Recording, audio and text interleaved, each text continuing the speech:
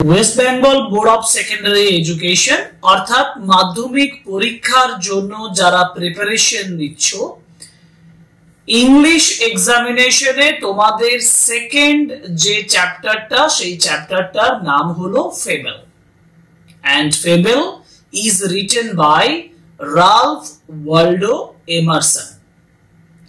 এখন আমরা father self টেক্সটের কমপ্লিট অ্যানালিসিসের পরে আজকের ক্লাসটা তোমাদের জন্য করব এই পোয়েমটার অ্যানালিসিস ইন বেঙ্গলি, অর্থাৎ ফেবল কবিতার লাইন বাই লাইন মিনিং এবং প্রত্যেকটা যে সেন্টেন্স, প্রত্যেকটা যে স্পিচ, ইম্পর্টেন্ট ফ্রেজেস, এগুলোর অ্যানালিসিস করে দেব।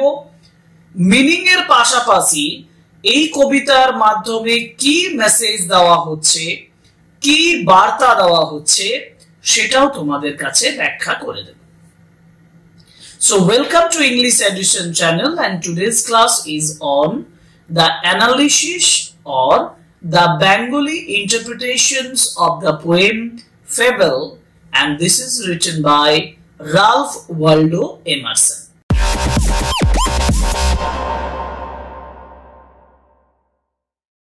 রালফ ওয়াল্ডো এমারসন ইনি একজন আমেরিকান রাইটার, মানে আমেরিকান পোয়েট ছিলেন, এবং যে কবিতাটা, যে পোয়েমটা আমাদের সিলেবাসে আছে ফেবল, এটা কিন্তু খুব গুরুত্বপূর্ণ, খুব সিগনিফিকেন্ট, আমি বলতে পারি তাৎপর্যপূর্ণ। কারণ এই পোয়েমটা পড়ার পরেই তুমি যেমন তোমার একটা ইন্টারেস্ট তৈরি হবে, একটা ফেবল অর্থাৎ একটা মোরাল স্টোরি তুমি এখানে দেখতে পাবে, ঠিক তেমনি সেই মোরাল স্টোরির মাধ্যমে যে মোরালিটি অর্থাৎ একটা যে মোরাল অফ দ্য স্টোরি, নীতি কথা, সেটাও তুমি এই কবিতায় পাবে। আমরা এই কবিতাটা পড়ার আগে প্রথমে দুটো জিনিস আলোচনা করে নেব। দুটো জিনিস জানার প্রয়োজন তোমাদের রয়েছে। সেই দুটো জিনিস কি কি? সেই দুটো জিনিস হচ্ছে নাম্বার 1 ফেবল এবং নাম্বার 2 প্যারাবেল। স্পেলিং গুলো বলে দিই, FABLE ফেবল, নাম্বার 2 প্যারাবেল, PARABLE। আমি কেন এই দুটো টার্ম বললাম তুমি নিশ্চয়ই বুঝতে পারছো। যারা এই ক্লাসটা করছো তাদের প্রত্যেকের জন্য বলছি, স্টুডেন্টস অফ ক্লাস 10 প্রত্যেকের জন্য বলছি যে ফেবল কথাটার, ফেবল যে ওয়ার্ডটা, এই ওয়ার্ডটার মিনিং জানা তোমাদের জন্য অত্যন্ত গুরুত্বপূর্ণ। কারণ তোমাকে পরীক্ষায় প্রশ্ন দিতে পারে হোয়াট ইজ এ ফেবল। আবার একই সঙ্গে ফেবল যদি আমরা জানি, তাহলে ফেবলের পাশাপাশি প্যারাবেল কি সেটা সম্পর্কেও তোমাদের একটা ধারণা থাকা দরকার। কারণ ফেবল এবং প্যারাবেল এই দুটো রিলেটেড, সম্পর্কযুক্ত। নাও ফার্স্ট যে কথাটায় আসি সেটা হচ্ছে fable. What is fable? Actually আমি প্রথমে ক্যারেক্টারিস্টিক গুলো বলি, বৈশিষ্ট্যগুলো বলি। সেটা হচ্ছে ফেবল একটা স্টোরি। ওকে, নাম্বার 1 ফেবল হচ্ছে একটা স্টোরি। নাম্বার 2 ফেবল এমন একটা স্টোরি যে স্টোরিতে অ্যানিমাল ক্যারেক্টারস থাকে, মানে যে চরিত্রগুলো আমি দেখব এই গল্পে, সেই চরিত্রগুলো হচ্ছে সাধারণত, যেটাকে আমরা বলি generally they are the animal characters, অর্থাৎ মূল চরিত্রগুলো হচ্ছে প্রাণী চরিত্র, কিছু পশু পাখির চরিত্র। নাম্বার 3 পশু পাখির চরিত্রগুলোর মাধ্যমে একটা সুন্দর স্টোরি বর্ণনা করা থাকে, সেই স্টোরিটা আমাদের কাছে খুবই ইন্টারেস্টিং।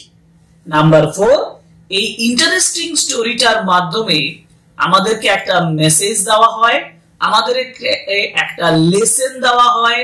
সেই মোরাল লেসনটাকে আমরা বাংলায় নীতি কথা বলে থাকি। একটা মেসেজ বা moral lesson at the end of the story থাকে। এই চারটা ক্যারেক্টারিস্টিক তোমরা বুঝে নিলে ফেবলের ক্ষেত্রে। আমি ইন ইংলিশ যদি তোমাদেরকে ফেবলের ডেফিনেশন বলি, তাহলে আমি বলবো যে fable is generally a short story.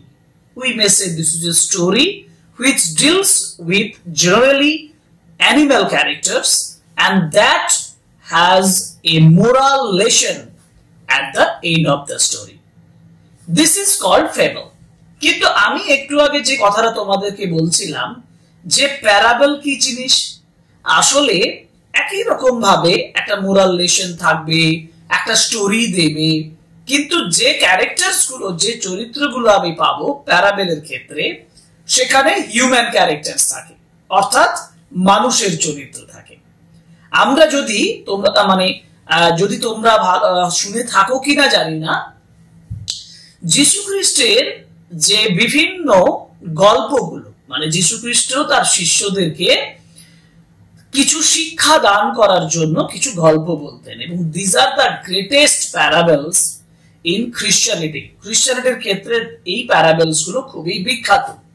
এই ধরনের একটি বিখ্যাত গল্প আছে গুড সামারিটানের গল্প, যেটা আগে সিলেবাসে একটা সময় ছিল, এখন সেটা আর নেই। আমরা যখন পড়াশোনা করেছি তখন ওই গুড সামারিটানের স্টোরিটা আমাদেরকে পড়তে হয়েছিল, সেই জন্য আমার মাথায় চলে এলো যে এটা তোমাদেরকে বলা দরকার, তাই বললাম। ওকে, তাহলে ফেবেল এবং প্যারাবেলের মধ্যে বেসিক একটা ডিফারেন্স আছে, সেটা তোমাদেরকে বোঝাতে পারলাম বলে আমি মনে করছি। ওকে, এই বিশ্বাসটা নিয়ে সামনের দিকে এগিয়ে যাই, সেটা হচ্ছে যে রালফ ওয়াল্ডো এমারসন। আমি বললাম রালফ ওয়াল্ডো এমারসন একজন আমেরিকান রাইটার, আমেরিকান পোয়েট ছিলেন, এবং যে কবিতাটা আমরা ফেবেল হিসাবে এখানে পাচ্ছি, সেই কবিতাটা তিনি লিখেছিলেন the mountain and the squirrel বলে, অথবা দ্য ফেবল বলে।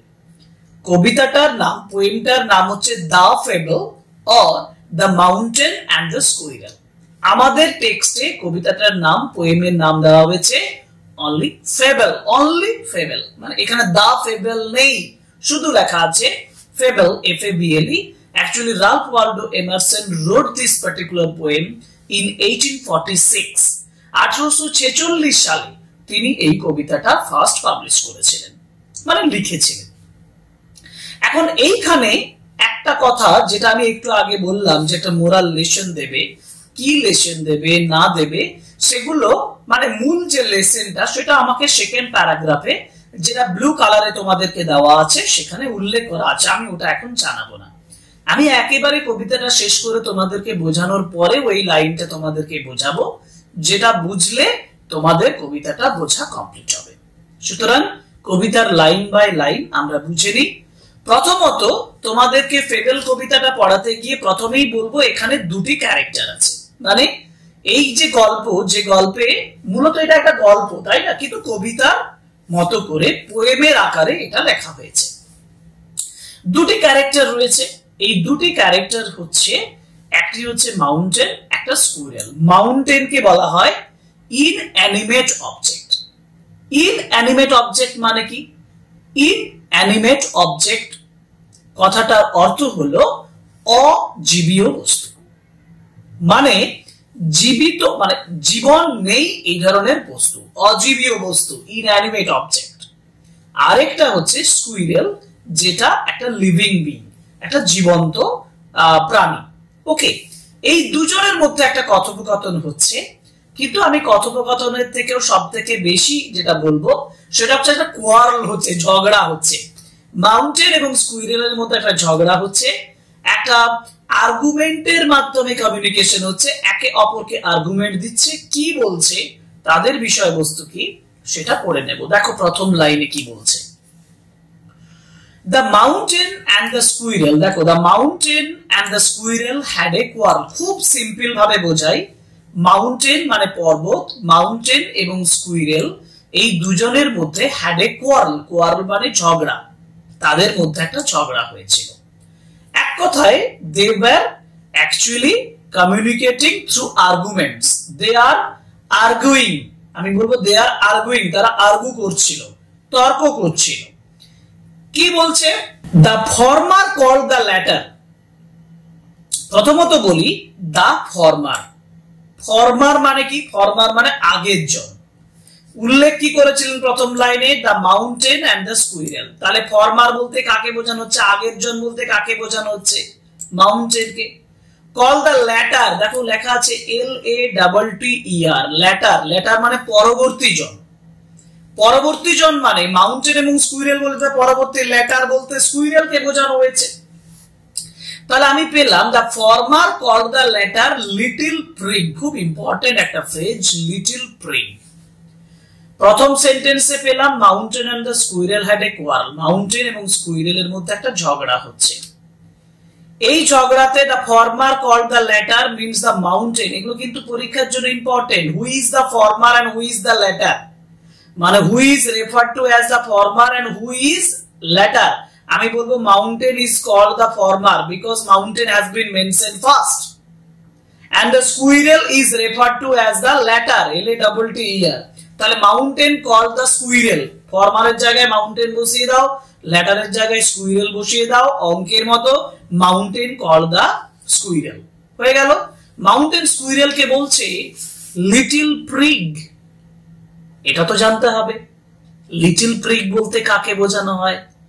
লিটল প্রিগ বলতে বোঝানো হয় সেই ব্যক্তিকে, মানে prig refers to that person, সেই ব্যক্তিকে বোঝায় who always thinks himself morally correct, যে যথাযথ নিজেকে সবসময় মানবিকভাবে, আদর্শগতভাবে যে নিজেকে কারেক্ট বলে মনে করে, মানে who is very generous in mentality, যে নিজেকে খুব জেনারাস মনে করে, উদার মনে করে, এবং নিজে মানবিকভাবে, নিজে দার্শনিকভাবে, নিজে দর্শনগত দিক থেকে, স্বভাবগত দিক থেকে মোরালি কারেক্ট, নীতিগতভাবে নিজেকে সঠিক বলে মনে করে। ইংলিশটা মনে রাখবে, কারণ তোমাকে ইংলিশে লিখতে হবে what is the meaning of the word prig. তুমি লিখবে the word prig means the person, বা prig refers to a person who always thinks himself morally correct. Okay, তাহলে এটা একটা অভিযোগ করছে। মাউন্টেন এক কথায় স্কুইরেলকে কিন্তু এখানে অ্যাবিউজ করছে, খোঁচা দিচ্ছে, বিদ্রুপ করছে, রিভিউক করছে। বান রিপ্লাইড, এই যে ওয়ার্ডটা, যেটা দেখো একটু ডিপ ওয়ার্ডে, মানে ডিপ ইংকে লেখা আছে, বান, বান মানে squirrel. Who is called Bun? Bun is the squirrel, squirrel replied. এখন মাউন্টেন তো এখানে ঝগড়ার প্রথম আর্গুমেন্ট দিয়ে দিয়েছে, স্কুইরেল এই যে আর্গুমেন্টটাকে স্কুইরেল কি করছে, যে নিজেকে জাস্টিফাই করছে, আর্গুমেন্টটাকে জাস্টিফাই করছে না, আর্গুমেন্টের এগেইনস্টে বলছে। What Mountain argued, Squirrel is actually telling against it. Squirrel তার বিরুদ্ধে বলছে। কি বলছে দেখো? Bun replied, you are doubtless very big. Doubtless মানে সন্দেহহীন ভাবে। You are doubtless very big. নিঃসন্দেহে তুমি খুব বড়। You are doubtless very big. তুমি নিঃসন্দেহে খুব বড়। You are doubtless very big. But all sorts of things and weather must be taken in together to make up a year. এটা একটা এক্সাম্পল। এটা কিন্তু মাউন্টেন এবং স্কুইরেল কিন্তু নিজেদের কথা বলছে না, কিন্তু আকার ইঙ্গিতে বুঝিয়ে দিচ্ছে, সিম্বলিক্যালি বুঝিয়ে দিচ্ছে। এটা একটা এক্সাম্পল দিচ্ছে। আমি আগে এক্সাম্পলটা ব্যাখ্যা করি। বলছে অল সর্টস অফ থিংস মানে সমস্ত ধরনের জিনিস, all sorts of things and weather এবং আবহাওয়া, must be taken in together মানে একসাথে নিতে হবে, টু মেক আপ এ ইয়ার একটা বছরকে মেক আপ করার জন্য, পরিপূর্ণ করার জন্য। আমি আবার বলছি একবার দেখো, মানে যদি আমি একটা বছরকে অ্যানালিসিস করতে চাই, একটা বছরকে যদি সম্পূর্ণভাবে অ্যাসেস করতে চাই, সম্পূর্ণ বছরটা আমার কেমন গেল এটা যদি ব্যাখ্যা করতে চাই, তাহলে একটা বছরকে অ্যানালাইজ করতে গেলে অল সর্টস অফ থিংস সমস্ত ধরনের জিনিসপত্র এন্ড ওয়েদার এমনকি আবহাওয়াটাকেও আমাকে কি করতে হবে, ধরতে হবে। কোনো কিছুকে আমি বাদ দিতে পারবো না। মানে স্কুইরেল বলতে চাইছে ছোট বড়, তুচ্ছ, গৌণ এবং মুখ্য, মূর্খ নয়, মুখ্য, মূল এবং গৌণ, ছোট জিনিস, সমস্ত জিনিসগুলোকে ব্যাখ্যা করতে হবে, সমস্ত জিনিসগুলোকে নিতে হবে একটা সম্পূর্ণ বছরকে কি করতে গেলে, অ্যাসেস করতে গেলে, একটা সম্পূর্ণ বছরকে অ্যানালাইজ করতে গেলে, বিশ্লেষণ করতে গেলে। স্কুইরেল অরিজিনালি নিজেকে বোঝাতে চাইছে। স্কুইরেল বোঝাতে চাইছে যে মাউন্টেন তার বিরুদ্ধে যে অভিযোগটা করছে তাতে স্কুইরেল নিজেকে খুব হিউমিলিয়েটেড মনে করছে। তিনি বলছেন যে yes mountain, you are very big, তুমি অনেক বড়। কিন্তু স্কুইরেল তো এইটুকু, তাই না? Squirrel is very small. Squirrel বলতে চাইছে I am small, you are doubtless very big. আমি আমি আমি অ্যাকসেপ্ট করছি, I accept that you are big, I am small. কিন্তু সারা বছরটাকে নিরূপণ করতে গেলে যেমন সমস্ত ধরনের জিনিস এবং ওয়েদারকে নিতে হয়, ইংরেজিতে আমি বলবো যে to assess the whole year we should assess the each and everything including weather. প্রত্যেকটা জিনিসকে ইনক্লুডিং ওয়েদার সেগুলোকেও অ্যানালাইজ করতে হবে একটা বছরকে অ্যাসেস করতে গেলে, অ্যানালাইজ করতে গেলে। তারপরে বলছে দেখো, হ্যাঁ, to make up a year and a sphere. Sphere মানে ক্ষেত্র, একটা প্লেস, একটা জায়গা, একটা স্পিয়ার, একটা ক্ষেত্র, একটা এরিয়া, একটা বছর সম্পূর্ণটাকে অ্যানালাইজ করতে গেলে সমস্ত কিছুকে অ্যানালাইজ করতে হবে। And I think it no disgrace to occupy my place. Disgrace মানে কি? Disgrace মানে খারাপ লাগা, যেটা আমরা বলি অপমানকর, disgraceful, কুৎসিত, খারাপ। I think it no disgrace, এটা তো কোনো খারাপ জিনিস নয়। It is not a bad thing. Disgrace means bad thing, vulgar thing. এটা তো কোনো নোংরা বিষয় নয়, কোনো খারাপ বিষয় নয়। To occupy my place, আমার জায়গাটাকে অকুপাই করা। অকুপাই মানে দখল করা। আমার জায়গাটা মানে আমার পৃথিবীতে একটা জায়গা আছে। স্কুইরেল বলছে আমার একটা জায়গা আছে, আমার একটা প্লেস আছে, সেই প্লেসটাকে দখল করে থাকা মানে আমি সেখানে বাস করি, আমার সেই জায়গাটা দখল করে থাকাটা আমি মনে করি যে আমার সেক্ষেত্রে কোনো খারাপ জিনিস নয়। It is not a disgrace, it is not a bad thing to occupy my place. So I am very small and I take a very small place on this earth, but I feel no disgrace. আমি কোনো খারাপ অনুভব করি না। I never think it a disgrace. আমি কখনো এটা খারাপ অনুভব করি না যে আমি আমার পৃথিবীতে বাস করে আছি। If I am not so large as you, আমি তোমার মতন এতটা বড় না হতে পারি। If যদি আমি তোমার মতন এত বড় নই, you are not so small as I, তুমিও তো আমার মতন ছোট নও। অর্থাৎ তুমি যেমন বড়, তুমি আমার মতন ছোট নও। আমি ছোট, আমি তোমার মতন বড় বড়। অর্থাৎ যে যার নিজস্ব একটা গুরুত্ব রয়েছে, বড় বড়র গুরুত্ব রয়েছে, ছোট ছোটর গুরুত্ব রয়েছে। এটাই কিন্তু স্কুইরেল তাকে বোঝাচ্ছে। and not half so spry, আবার বলছি you are not so small as I, এবং তুমি আমার মতন ছোট নও, এবং not half so spry. spry means lively. এই যে spry কথাটা, এই spry কথাটার মানে হচ্ছে lively, প্রাণবন্ত। তুমি আমার মতন অতটা প্রাণবন্তও নয়। তোমরা তো জানো, ধরো একজন রোগা ব্যক্তি আর একজন মোটা ব্যক্তি। একজন মানুষ যে লিকলিকে পাতলা, আর একজন খুব নাদুস নুদুস বড় উঁচু, হ্যাঁ, লম্বা চওড়া এবং নাদুস নুদুস ব্যক্তি। ধরো দুজনকেই ঠেলে ফেলে দেওয়া হলো, কে দুঃখ করে উঠে যাবে? যে রোগা সে উঠে যাবে, সে খুব লাইভলি উঠে যাবে, লাফাবে ঝাঁপাবে। কিন্তু একজন মোটা সোটা মানুষ কি সেরকম ঝাঁপাতে পারবে? লাইভলি প্রাণবন্ত কাজ করতে পারবে? স্কুইরেল বলছে এটাই, যে you are very big, no doubt you are very big, but you are not as small as I, আমার মতন তুমি ছোট নও। আবার you are not as spry as I, আমি যেমন spry, আমি যেমন lively, lively, lively, তেমন তুমিও কিন্তু অতটা lively now, because you are too big. I shall not deny you make a very pretty squirrel track. I shall not deny, deny মানে অগ্রাহ্য করা। আমি অগ্রাহ্য করব না, মানে it is not that I will not accept, এটা নয় যে আমি accept করব না, মানে I will not deny মানে আমি অগ্রাহ্য করব না, মানে I will accept, আমি accept করছি, আমি গ্রহণ করছি, আমি মেনে নিচ্ছি। কি মেনে নিচ্ছি? মানে আমি কখনো অগ্রাহ্য করব না, আমি এটা অস্বীকার করব না। You make, তুমি তৈরি করো, a pretty squirrel track. pretty মানে সুন্দর, বিউটিফুল। squirrel track, track মানে হচ্ছে ওয়ে, squirrel মানে হচ্ছে একটা স্কুইরেল, একটা কাঠবেড়ালির একটা রাস্তা তুমি তৈরি করো। মানে এক কথায় তুমি একটা শেল্টার দাও। মাউন্টেনের উপরেই কোন একটা গাছে বা মাউন্টেনের উপরে আমি বাস করি, আমার রাস্তাটা তোমার উপরেই তৈরি হয়, আমার যাতায়াতের রাস্তাটা, আমার থাকার জায়গাটা, আমার শেল্টারটা। এক কথায় the shelter of the squirrel is on the mountain. So mountain gives shelter to the squirrel. I cannot deny, the squirrel does not deny. squirrel এটা ডিনাই করছে না, squirrel accept করছে। ট্যালেন্টস ডিফার, ট্যালেন্ট মানে প্রতিভা, প্রত্যেকের নিজস্ব নিজস্ব গুণ, own qualities. Talents differ, differ মানে হচ্ছে আলাদা আলাদা হওয়া, বিভিন্ন জনের বিভিন্ন ট্যালেন্ট থাকে, বিভিন্ন জনের বিভিন্ন কোয়ালিটি থাকে। অল ইজ ওয়েল, সমস্তটাই ভালো। এন্ড ওয়াইজলি পুট, ওয়াইজলি মানে ব্রিলিয়েন্টলি পুট, প্রত্যেকটা সুন্দরভাবে বুদ্ধিমানের সঙ্গে রাখা হয়েছে। ভগবান এই পৃথিবীকে সৃষ্টি করেছে, প্রত্যেকটা জীবকে নিজস্ব একটা আঙ্গিকতা দিয়েছে, প্রত্যেকটা জীবকে তার নিজস্ব দিয়েছে, এবং এই প্রত্যেকটা নিজস্ব দিয়েছে ভগবান একটা নির্দিষ্ট মাপ করে, মানে ওয়াইজলি, বুদ্ধিমানের সঙ্গে। মানে এই পৃথিবীতে সমস্ত কিছু পুট করা আছে, সমস্ত কিছু রাখা আছে, সমস্ত কিছুর এক্সিস্টেন্স আছে, অস্তিত্ব আছে, অ্যাকর্ডিং টু দা নিড, প্রয়োজন অনুযায়ী আছে। প্রত্যেকটার একটা গুরুত্ব আছে, এটাই ইম্পর্টেন্ট কথা, যে everything in this world has significance.